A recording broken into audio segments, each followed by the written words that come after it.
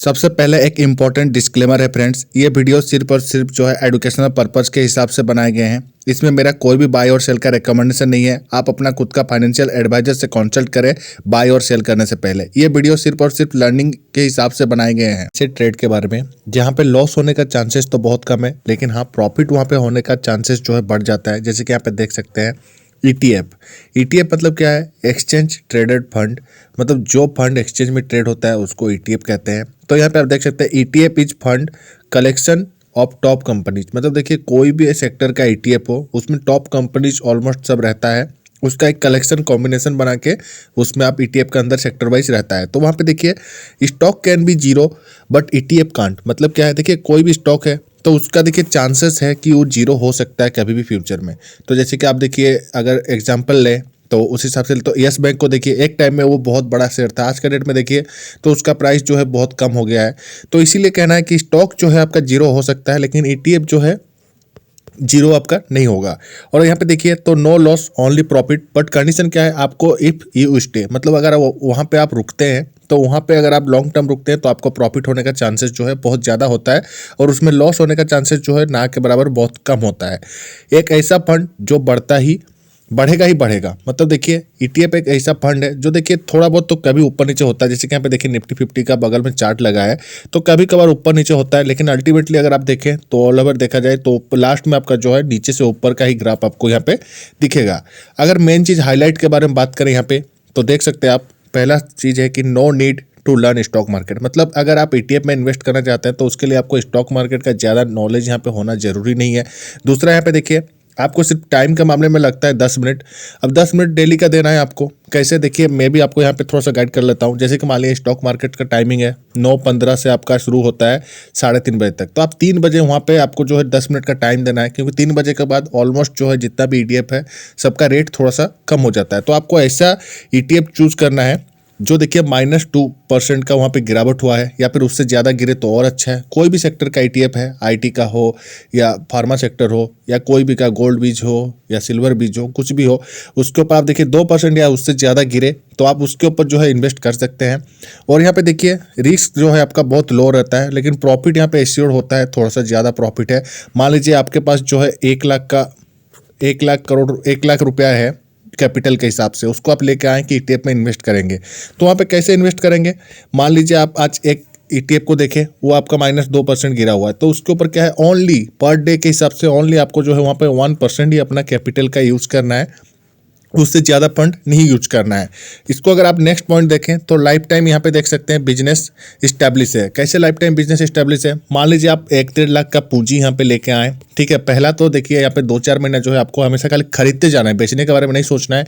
ETF को खाली by करते जाना है। अगर आप बाई करके रख रहे हैं ईटीएफ को तो देखिए ऐसे भी आप खरीद कर रहे हैं जब ईटीएफ का गिरावट हो रहा है, जब 2% उससे ज़्यादा गिर रहा है तब आप उसको खरीद रहे हैं, मतलब आप जब उसको बढ़ेगा तो उस टाइम बेचिएगा तो उसका प्रॉफिट बुक करिएगा।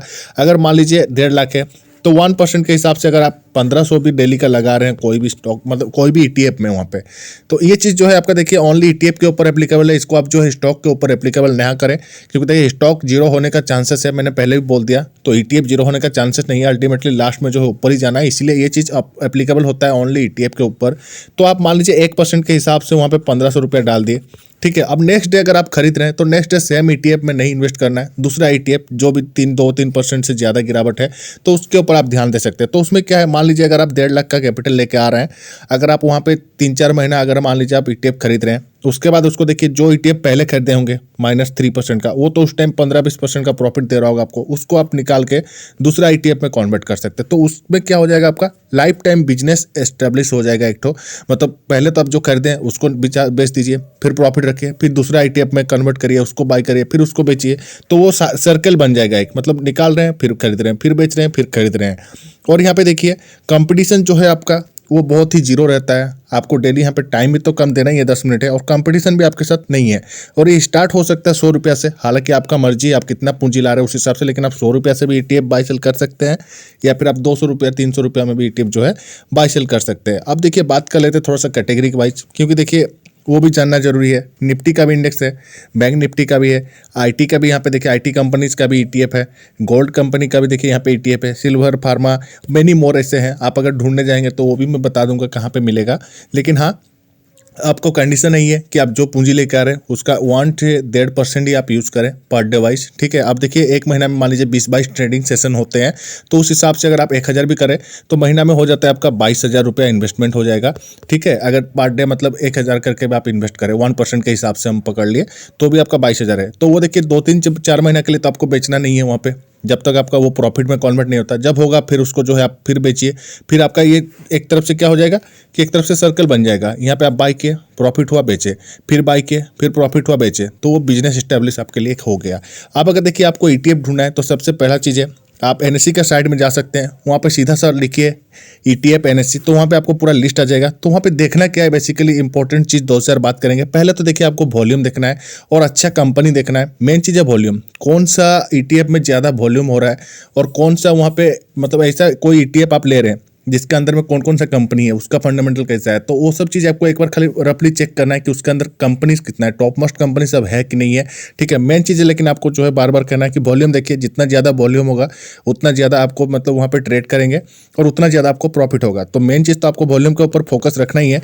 और बाकी अगर आप ईटीएफ के अंदर जा रहे हैं तो थोड़ा सा डिटेल्स देख लीजिए उसका कि कितना बड़ा मार्केट साइज है ईटीएफ का, कितना बड़ा उसमें ट्रेडिंग होता है। तो सब चीज़ वहाँ पे आप एक बार लिस्ट देख लीजिए, उसको देखेंगे तो आपको भी आइडिया आ जाएगा कि हाँ ईटीएफ जो है मेरा इतना ज़्यादा उसके अंदर कंपनी है, 10-12 कंपनी है उसके अंदर और सब ऑलमोस्ट जो है अपना यहाँ पे अच्छा कंपनी है। तो उस हिसाब से उसके ऊपर आप जो है इन्वेस्ट कर सकते हैं। अब देखिए ये था थोड़ा सा शॉर्ट में जो है ईटीएफ के ऊपर डिटेल्स वीडियो। अगर आप पसंद आया होगा तो आप कमेंट करिए, नेक्स्ट वीडियो में हम लोग जो पूरा डिटेल्स में बात करेंगे क्या क्या चेक करना है क्या नहीं करना है। और अगर वीडियो पसंद आया तो वीडियो को लाइक कर दीजिए, चैनल में नए हैं तो चैनल भी सब्सक्राइब कर दीजिए। मिलते हैं नेक्स्ट वीडियो में, तब तक के लिए थैंक यू।